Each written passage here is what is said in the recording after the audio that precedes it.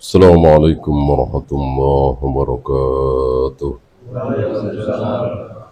Innal hamdalillah nahmaduhu wa nasta'inuhu wa nastaghfiruh wa na'udzu billahi min shururi anfusina wa min sayyiati a'malina.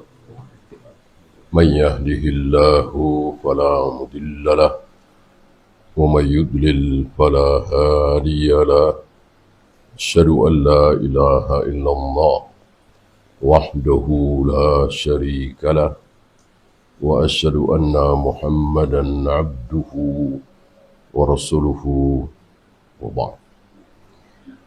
أيها الإخوة, tidak selamanya setiap membawa dalil, bawa ayat, bawa hadis sahih pasti benar. Bukan ayatnya yang salah, bukan hadisnya yang salah. Tapi istidlalnya, cara memahami dalil itu, cara berdalil. Maka ada istilah para ulama, ni'mat dalil wa bi'sal istidlal.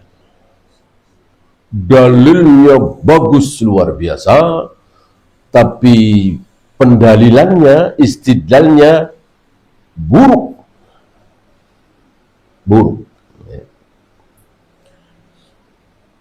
Ambil contoh misalnya seseorang yang membawakan dalil Nabi puasa hari Senin. Ya. Semua orang tahu itu. Ya. Tapi apa hubungannya dengan Maulid? Ya. Ini kan nggak ada hubungannya sama sekali.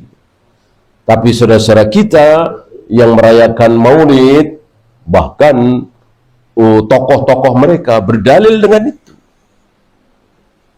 Apa hubungannya? Jauh sekali. Istilahnya jauh panggang dari api. Ya. Karena ciri-ciri ahli bid'ah itu apa? Ciri-ciri ahli bid'ah itu cari dalil dulu baru beramal, apa beramal dulu baru cari dalil? Iya. Ciri-ciri ahli bid'ah begitu. Beramal dulu. Ketika ada yang bantah, baru cari dalil. Kalau nggak ada yang bantah, ya udah terus. Karena hari ini, walillahilham, du'atus salaf, banyak membantah, banyak menyampaikan tentang bid'ahnya tahlilan, bid'ahnya muludan, bid'ahnya salawat nariyah, sifat 20, dan seterusnya, dan seterusnya. Mereka kelimpungan. Lalu nyari-nyari dalil. Ya, beda dengan Ahlus Sunnah. Imam Bukhari itu membawakan bab khusus, al-ilmu qoblal qaul wal amal. Berilmu dulu, baru berbicara, baru beramal. Berilmu dulu, cari ilmu dulu, belajar, baru beramal, baru berdakwah. Mereka tidak. Berdakwah dulu, beramal dulu, baru cari ilmu. Akhirnya apa? Ya sekenanya. Itu kan sekenanya. Berdalil, mencari dalil untuk Maulid Nabi dengan Nabi puasa hari Senin. Ya kan? Kalau dilihat seolah kan seperti nyambung tuh, ya Rasul, kenapa engkau berpuasa hari Senin? Nabi menjawab, karena hari Senin adalah hari kelahiranku. Itu kan, beliau memperingati hari kelahiran beliau dengan cara berpuasa. Kenapa kita tidak boleh memperingati hari kelahiran beliau dengan Maulid? Ya. Ini sekali lagi jauh panggang dari api. Karena apa? Karena namanya perayaan, memperingati, merayakan, itu mestinya dengan puasa apa dengan makan-makan? Mestinya dengan makan-makan. Perayaan hari raya Idul Fitri, Idul Adha, haram berpuasa. Wajib makan minum. Gitu. Bahkan Idul Adha ya usahakan makan daging. Makanan yang paling enak, yang paling bagus. Gitu ya. Bagaimana? Berdalil dengan Nabi berpuasa hari Senin. Ya, jauh. Dan Ahlul Bidah memang seperti itu. Maka kata Syekhul Islam, kullama istadalla firqatun bidalilin. Setiap kali firqah, setiap kali Ahlul Bid'ah berdalil, faddalilu nafsuhu alaiha lalaha. Maka justru dalil yang mereka pakai itu menyerang diri mereka sendiri, bukan membela diri mereka sendiri. Ya, semua dalil kata beliau. Ya. Hanya para ulama ada yang bisa menjelaskan, ada yang tidak. Secara prinsip seperti itu. Ya. Nah, pagi ini insya Allah kita akan melihat bagaimana Ahlul Bidah berdalil dan ternyata dalil itu menyerang mereka sendiri. Ya, salah satunya ini. Kalau betul Nabi memperingati, merayakan, tentu beliau dengan makan-makan. Bukan dengan cara berpuasa. Ya. Dan apa hubungannya hari Senin, kemudian lari ke 12 Rabiul Awal. Ini kan jauh sekali. Memaksakan diri. Takalluf. Ini ciri Ahlul Bidah.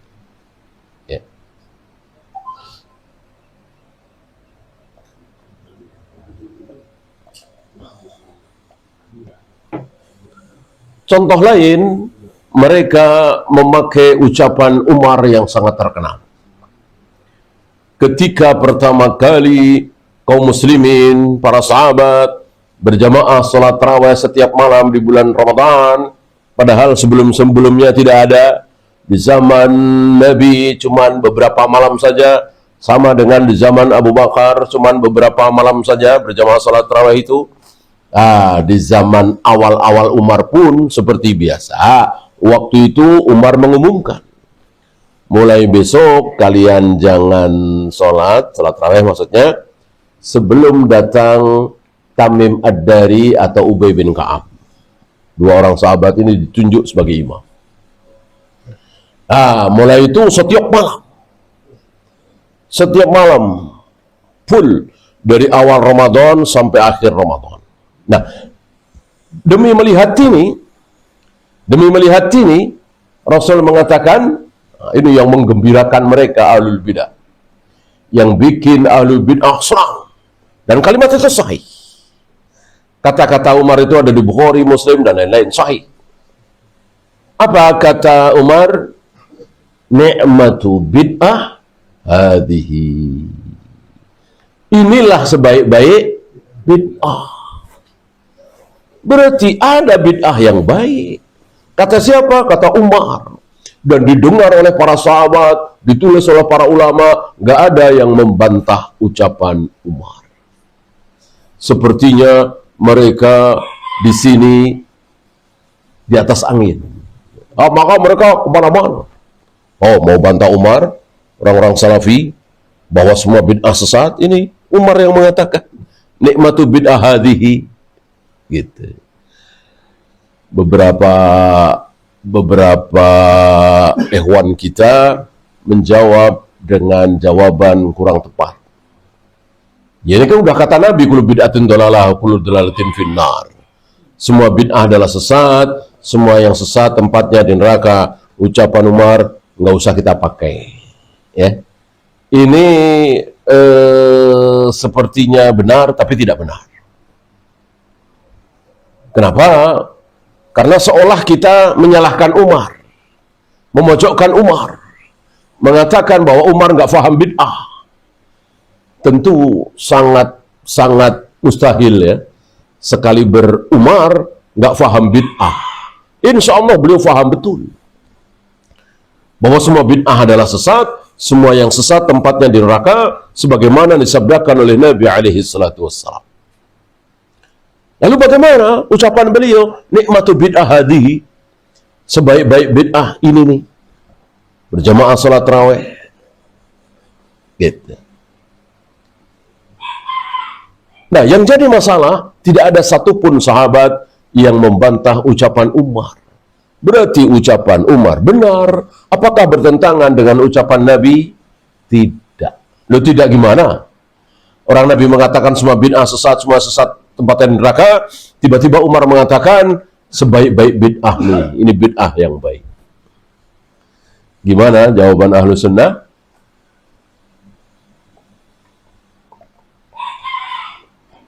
Kita mulai dari awal. Kita mulai dari awal. Sebelum Nabi lahir, sebelum Islam datang, itu sudah ada kata-kata bid'ah apa belum? Di Arab, di Mekah, di Madinah. Ya, sudah. Sebelum Nabi lahir, sebelum Islam datang, sudah ada kata-kata sholat, saum, haji, syariat, sunnah, manhaj. Sudah ada apa belum? Sudah. Itu bahasa Arab sehari-hari.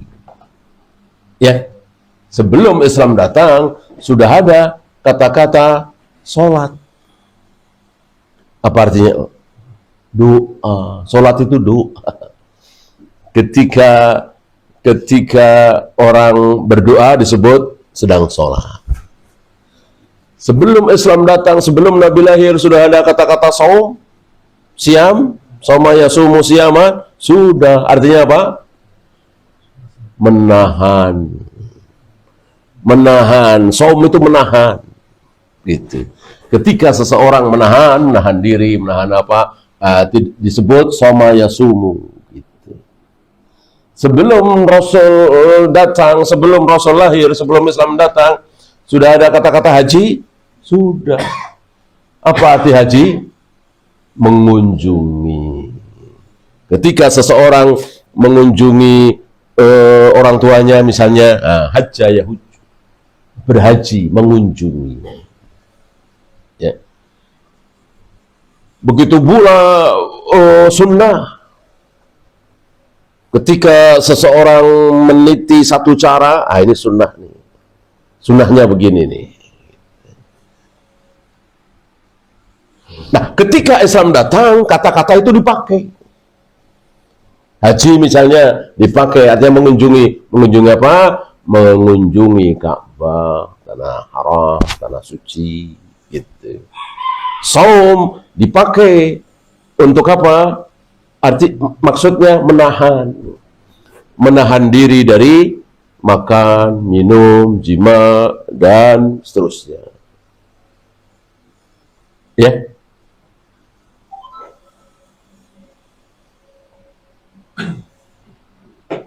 Nah, termasuk bid'ah.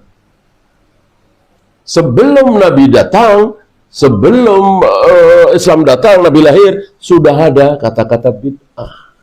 Apa itu? Kemarin-kemarin nggak ada, sekarang baru ada. Itu namanya bid'ah. Kemarin-kemarin nggak ada, baru sekarang nih, penemuan baru.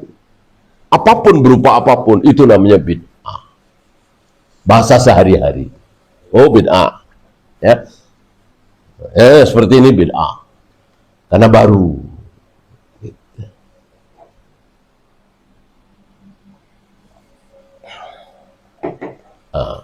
Sampai di sini mungkin ada yang nanya begini. Gimana kira-kira nanyanya? Ya, ini kan sudah masalah agama, masalah ibadah, masalah sholat, tarawih. Kenapa Umar pakai kaidah bahasa sehari-hari? Ini kan sudah ibadah. Ya jangan pakai kata-kata sehari-hari dong.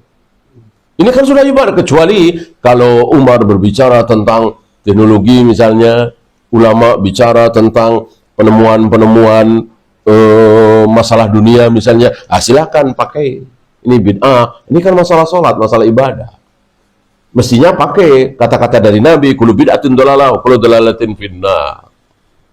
Kalau ada pertanyaan seperti itu, jawabnya, jangankan Umar. Allah saja memakai kata-kata sholat, padahal itu menurut kaidah bahasa. Dan itu ada di Al-Quran. Ya. Inna sholataka sakanul lahum. Allah memerintahkan kepada Nabi SAW, setiap kali ada orang yang bayar zakat, Allah perintahkan kepada Nabi, ya Muhammad, doakan orang-orang yang mengeluarkan zakat itu. Allahumma salli ala ali fulan, Allahumma salli ala ali fulan. Kira-kira begitu doanya. Ya. Karena doamu itu menenteramkan mereka. Ketika mereka mengeluarkan zakat 2,5%, lalu didoakan oleh engkau, mereka tentram. Allah bilang apa? Inna doa'aka sakanul lahu. Enggak. Tapi inna solataka sakanul lahu. Ya. Sungguh solatmu mestinya kan? Sungguh solatmu itu menenteramkan hati mereka. Enggak. Maksudnya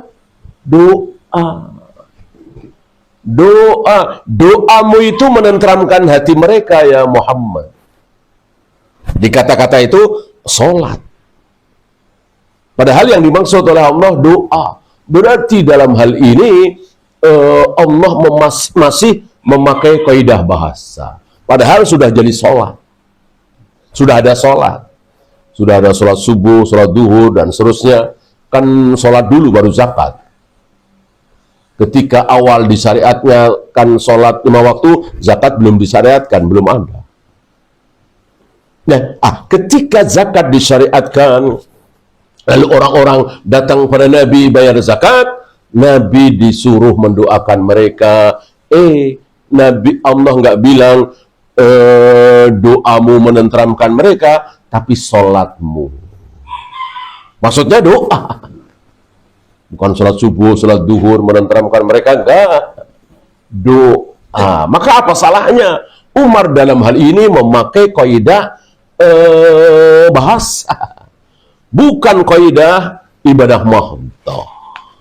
Maka maksud Umar di sini adalah bid'ah bahasa sehari-hari. Oh, ini sebaik-baik bid'ah bahasa sehari-hari.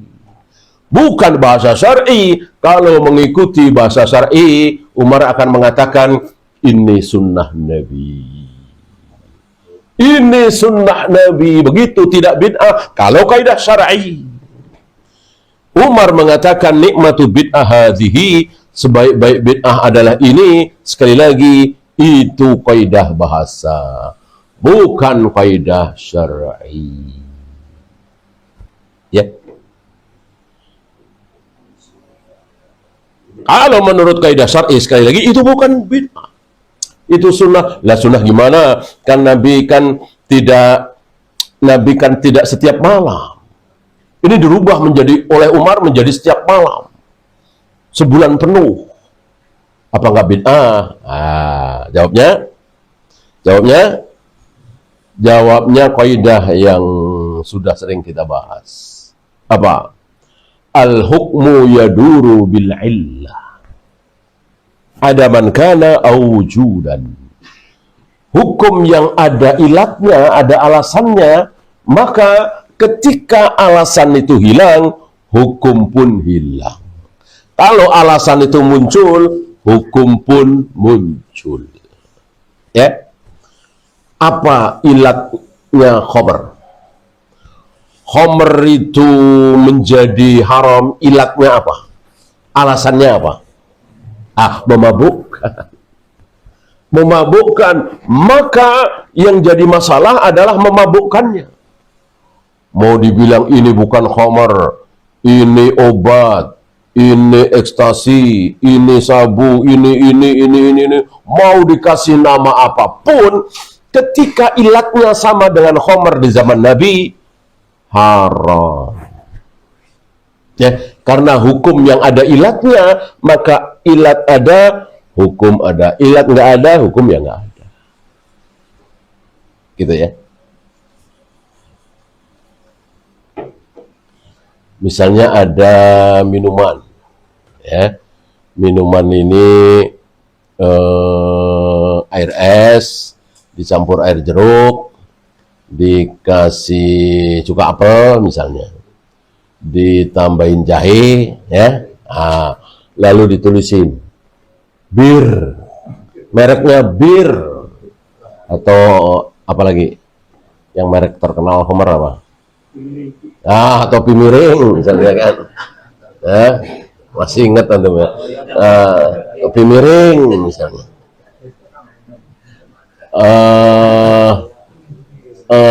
atau sekalian Homer gitu ya, ini minuman Homer, tulis itu halal haram, halal, kan ilatnya nggak ada ilatnya. Jadi khamr itu jadi haram kan ada ilatnya, ada alasannya. Ini alasannya nggak ada, orang cuman air jeruk, cuka apel, jahe, nggak bakalan insya Allah memabukkan, gitu ya. Jadi sesuatu hukum yang ada ilatnya, ketika ilat itu hilang, hukum pun hilang, ya. Apabila seorang laki-laki berdua dengan seorang wanita, maka yang ketiga adalah setan. Kenapa yang ketiga setan? Tentu kita semua tahu. Namanya laki-laki dan perempuan, ya kan? Nah, berarti ada apa? Ada apa? Ada ilat. Gitu. Ada ilat. Nah, ini tiba-tiba ilatnya hilang, ya laki dan perempuan kita tahulah, ada setan, ada syahwat dan seterusnya, itu fitrah laki-laki suka perempuan, fitrah perempuan suka laki-laki, ini berdua semalaman, ya kan?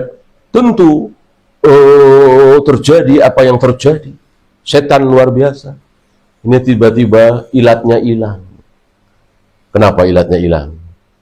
Itu perempuannya umur 97, ya, udah nggak ada giginya, keriput, lumpuh, ya, hilang itu, ilatnya hilang. Nggak usah semalaman nantum berminggu-minggu berdua sama dia, mungkin ngerawat, ya, ilatnya hilang. Jadi nggak masalah, ya, karena ada ilatnya, gitu. Karena hukum itu ada memang yang mengandung ilat. Ya.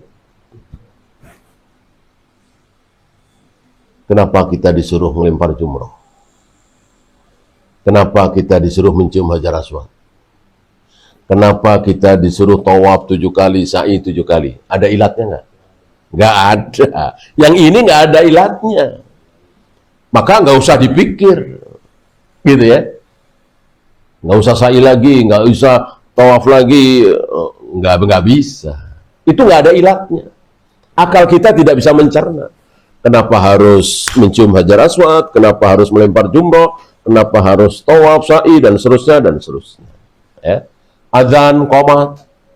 Apakah azan itu ilat? Enggak. Kalau azan itu ilat, supaya orang pada tahu waktu sholat sudah masuk, kemudian memanggil mereka, ya akan lebih efektif sekarang. Iya, di WA gue, ya. Nggak usah azan, gitu ya. Apalagi ini berisik, apalagi ini banyak non-muslim, kafir misalnya, ya, nggak hilang. Nggak ada ilatnya itu. Azan, qomat nggak ada ilatnya. Ibadah mahdoh, insya Allah rata-rata nggak ada ilatnya. Yang ada ilatnya yang ghairu mahdoh tadi. Nah, ketika ilat itu hilang, hukum pun ikut hilang. Pertanyaannya, kenapa Rasulullah tidak setiap malam berjamaah sholat tarawih? Ada alasannya enggak? Ada ilatnya enggak? Ada, ya. Apa? Beliau khawatir nanti akan diwajibkan oleh Allah. Beliau sangat sayang kepada kita semua umatnya. Coba seandainya berjamaah salat tarawih setiap malam itu wajib, akan bertambah banyak orang yang berdosa. Ya.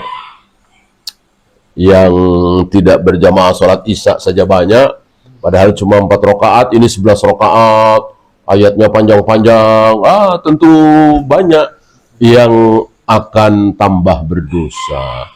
Maka beliau khawatir jangan sampai ini diwajibkan. Ini juga menunjukkan bahwa Rasulullah tidak ikut-ikutan bikin syariat. Jadi syariat itu murni dari Allah, beliau cuman penyampai. Ya, kalau beliau ikut campur dalam bikin syariat, ya nggak perlu takut. Ya, tinggal pesan aja, ya Allah, mohon ini jangan diwajibkan ya Allah ya. Untuk yang ini jangan, yang ini aja. Usul saja nggak bisa. Betul-betul beliau sami'na wa ata'na terhadap perintah Allah. Ya, tidak ikut-ikutan bikin syariat. Maka beliau khawatir. Sangat khawatir.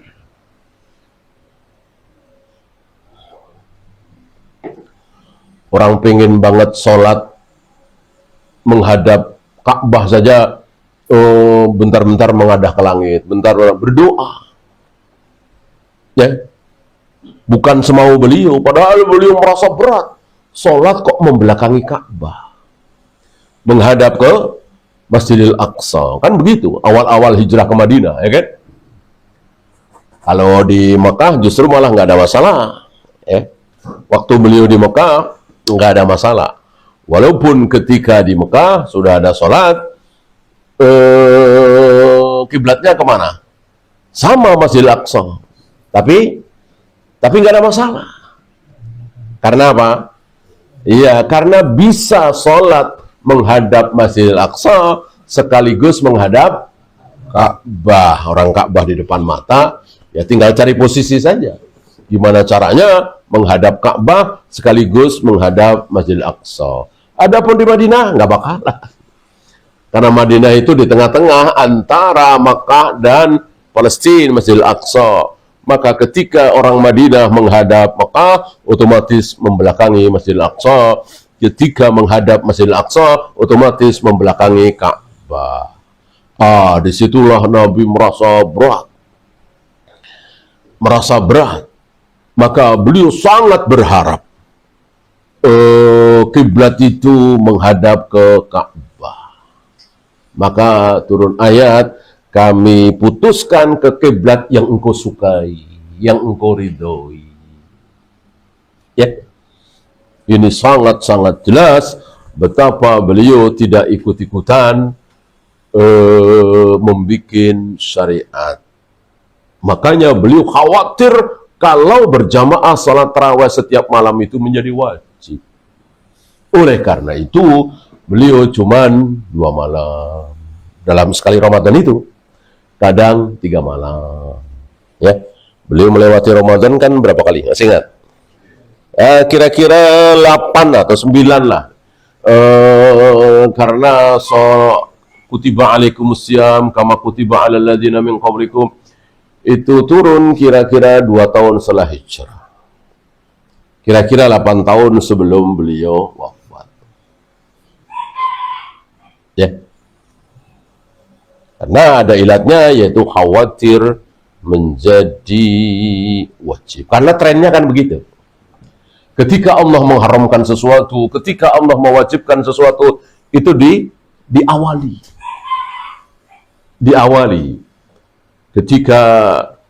Ketika Rasul dan para sahabat udah seling sholat 2 rakaat, 2 rakaat, 2 rakaat, 2 rakaat. Nggak ada yang 3 rakaat, nggak ada yang 4 rakaat.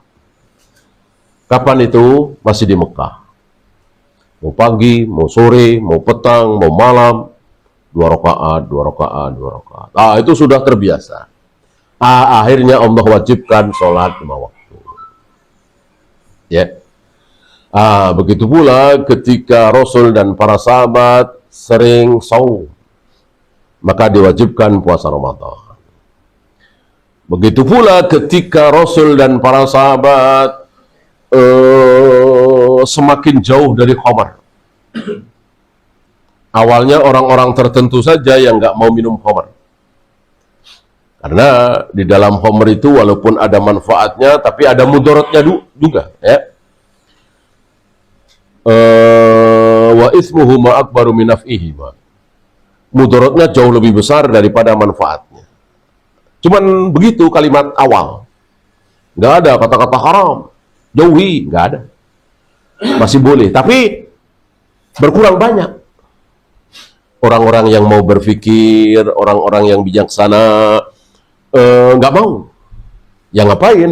Orang mudaratnya lebih besar daripada manfaatnya. Itu.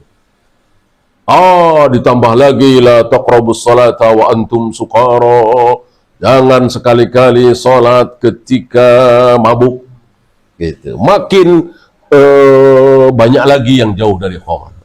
Setelah itu baru rijsum min amali syaitan, ini najis perbuatan syaitan, fajtanibuhu, jauhilah, baru haram. Jadi trennya begitu, ditarbiyah dulu. Tapi ini Rasul dan para sahabat ya, bukan kita. Kita lahir syariat sudah sempurna, maka tidak boleh kita seolah mengulang zaman Rasul dan para sahabat.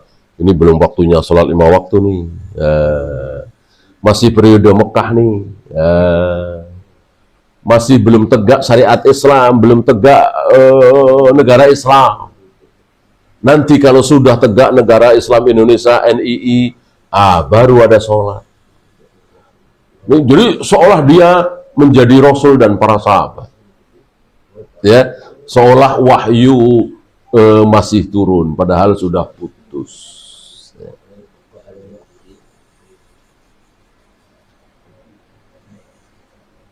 Nah, ketika zaman Umar tadi, ketika Rasulullah wafat, berarti ilat tadi, alasan tadi, kekhawatiran Nabi tadi, hilang apa enggak? Kekhawatiran Nabi masih ada enggak? Bahwa sholat tarawih nanti akan menjadi wajib ketika Nabi wafat? Ya enggak mungkin lah. Ketika Nabi wafat, tidak mungkin ada perubahan hukum.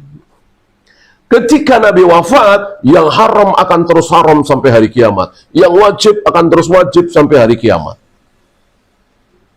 Ketika Nabi wafat. Oleh karena itu, mau berjamaah setiap malam, ketika Nabi sudah wafat, mau jamaah sholat tarawih setiap malam, nggak mungkin jadi wajib. Kekhawatiran Nabi tadi hilang. Ketika Nabi masih hidup, khawatir sekali. Coba kalau tiap malam berjamaah terus selama 8 tahun, bisa. Nanti sebelum Nabi wafat, turun wahyu. Wajib. Tidak tertutup kemungkinan, beliau khawatir, beliau takut. Gitu ya. Maka beliau tidak setiap malam. Nah, ketika beliau wafat, kekhawatiran beliau ilat tadi hilang. Itu yang ditangkap oleh umat. Jadi nggak perlu takut lagi, karena nggak mungkin ini jadi wajib, karena Nabi takut ini jadi wajib.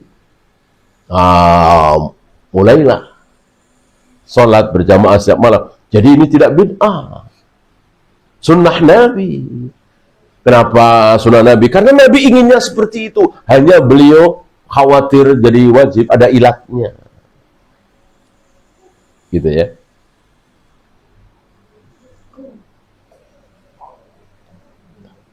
Disinilah saudara kita tidak paham. Justru ucapan Umar dari segi bahasa dimaknai itu dari segi ibadah.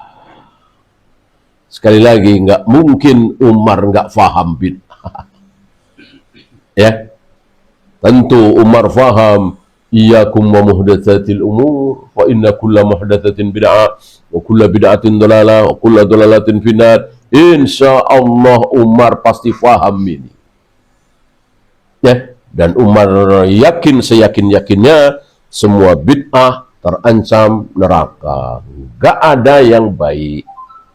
Kalau itu dari segi syar'i.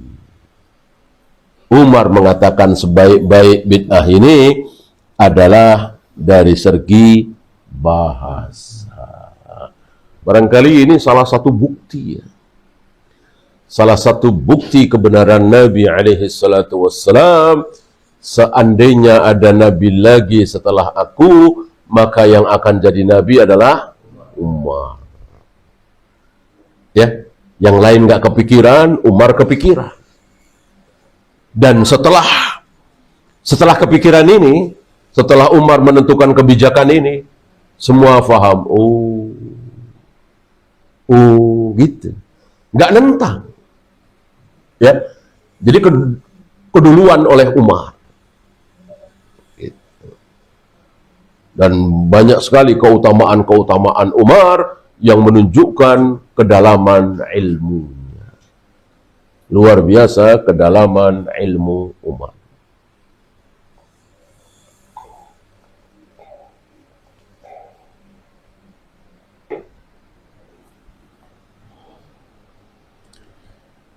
Satu lagi, ya.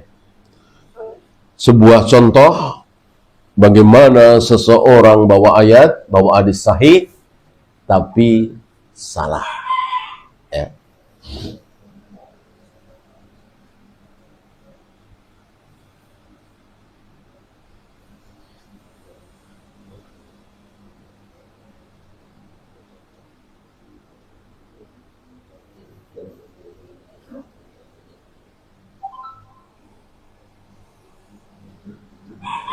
Arsalan Nabi alaihi salatu wassalam Ibn Abbas.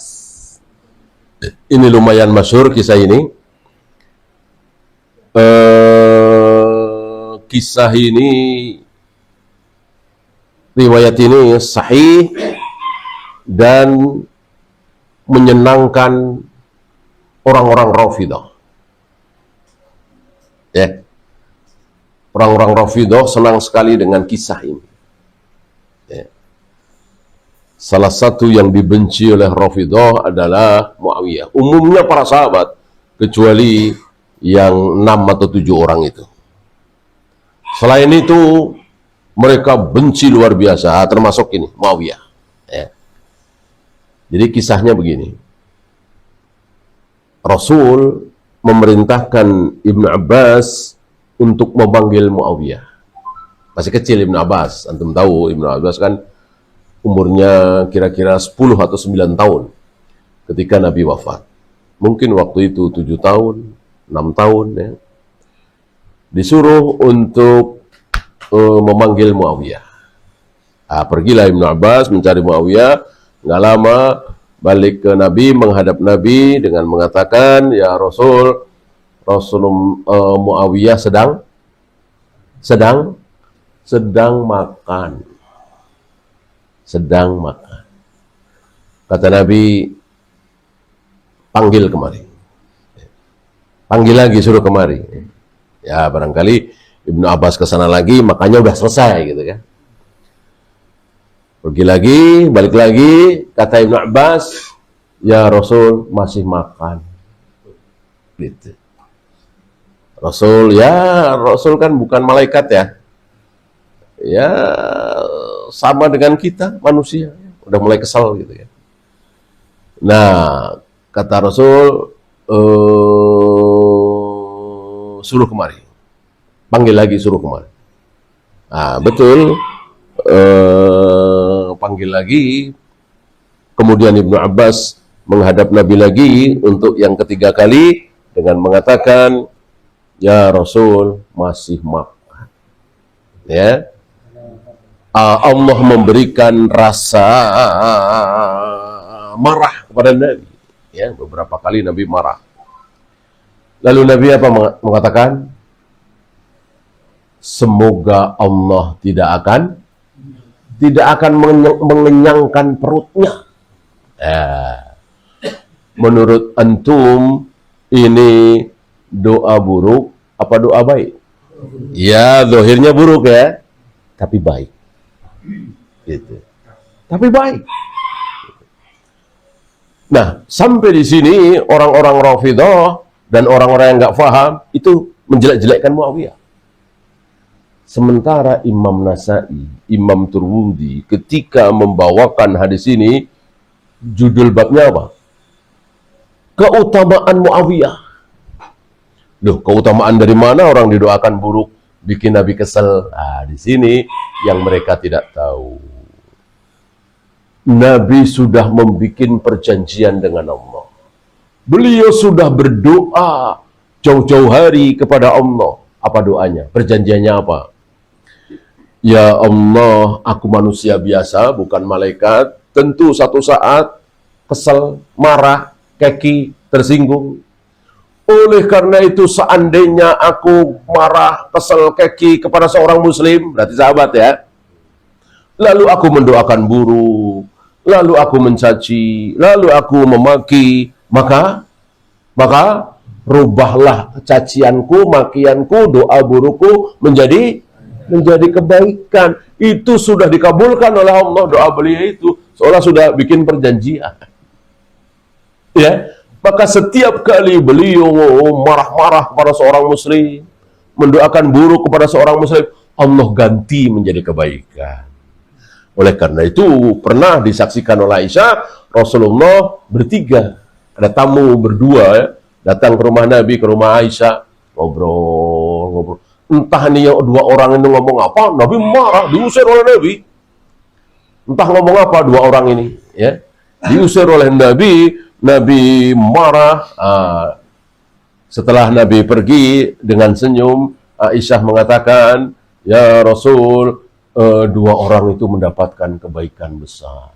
Aisyah tahu, walaupun dimarahi oleh Nabi, mungkin didoakan buruk oleh Nabi, dirubah oleh Allah menjadi kebaikan.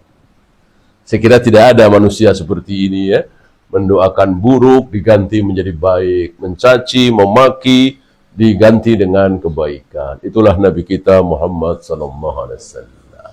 Nah, mereka nggak paham ini. Maka mereka melihat dohirnya saja, oh Muawiyah buruk, didoakan buruk oleh Nabi. Tidak, itu dirubah oleh kebaikan. Kecuali yang didoakan buruk oleh Nabi itu kafir. Jelas, ya. Ya Allahumma mazzik kulla mumazzaq. Ya Allah, robek-robeklah kerajaannya sebagaimana dia merobek-robek suratku. Kisah. Ya, di Parsi. Nabi masih hidup, sudah robek-robek itu kerajaan itu. Apalagi Nabi sudah wafat, hancur kerajaan Parsi, sampai hari ini tinggal nama. Beda dengan Romawi.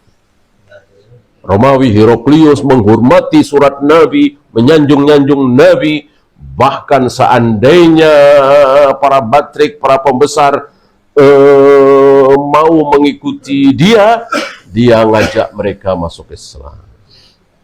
Ya, cuman sayang ini batal. Sampai hari ini masih ada. Ya, walaupun nanti akan dikalahkan. Wallahu a'lam. Ya, itu saja. Ada pertanyaan, silakan.